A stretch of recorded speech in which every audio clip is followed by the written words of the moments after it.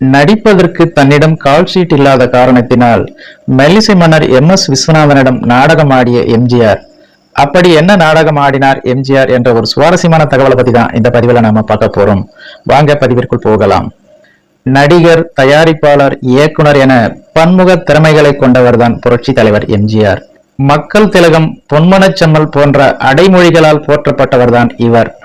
சினிமாவில் உள்ள அத்தனை விஷயங்களையும் நுணுக்கமாக தெரிந்து வைத்துள்ளவர் எம்ஜிஆர். அதனால்தான் தான் நடிக்கும் படங்களில் ரசிகர்களுக்கு பிடிக்கிற மாதிரி திரைக்கதை மற்றும் காட்சி அமைப்புகளை அமைக்க செய்வார். குறிப்பிட்டு சொல்ல வேண்டுமென்றால் பாடல்களில் அதிக கவனம் செலுத்துவார்.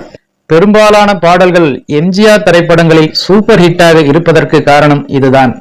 அந்த வகையில் இசை மேதை மெல்லிசை மன்னரையே சோதித்து விட்டார் எம்ஜிஆர்.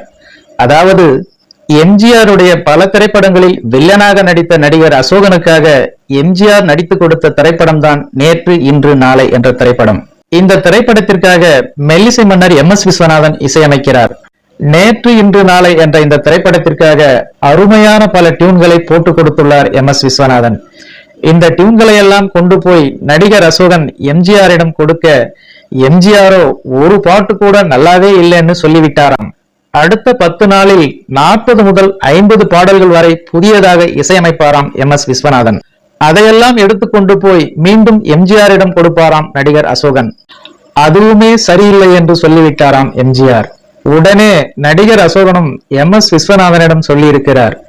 திரும்ப 30 டியூன் போட்டு கொடுக்கணுமாம். சின்னவர் எம்ஜிஆர் கேட்டார்னு சொல்கிறார் நடிகர் அசோகன்.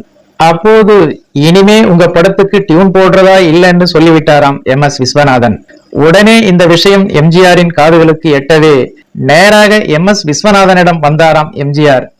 எம்.எஸ். விஸ்வநாதனை பார்த்து எம்ஜிஆர் சொன்னது ஆச்சரியத்தை வரவைத்தது. எம்ஜிஆர் சொன்னது இதுதான்: விசு, நீ போட்ட டியூன் எல்லாமே பிரமாதமாக இருக்கிறது. இந்த பாடல்கள் எல்லாமே ஓகேன்னு சொன்னா அடுத்து அசோகன் ஷூட்டிங்கை ஆரம்பிச்சிடுவாரு.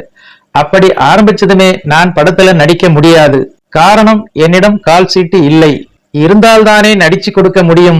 நீ போட்ட டியூன்களை எல்லாம் நல்லா இல்லைன்னு சொன்னதுக்கு இதுதான் காரணம். நீ போட்டதுல பல டியூன்கள் அருமையாக இருந்தது. அந்த டியூன்களை எல்லாம் என்னுடைய படங்கள்ல நான் பயன்படுத்திக்கிறதா முடிவு பண்ணிட்டேன் என்று சொன்னதும் ஆச்சரியம் தாங்காமல் பார்த்தாராம் மெல்லிசை மன்னர் எம்.எஸ். விஸ்வநாதன். இப்படி படப்பிடிப்பு தேதிகளை ஒத்தி போடுவதற்காக எம்ஜிஆர் பல நாடகங்களை ஆடுவாராம். அந்த நாடகங்களில் ஒன்றுதான் இந்த நாடகம் என்கிறார் பிரபல தயாரிப்பாளர் சித்ரா லட்சுமணன் என்பது குறிப்பிடத்தக்கது. ஓகே ஃப்ரெண்ட்ஸ், இந்த ஒரு சுவாரஸ்யமான தகவல் உங்களுக்கு பிடித்திருக்கும் என நம்புகிறேன். நன்றி, வணக்கம்.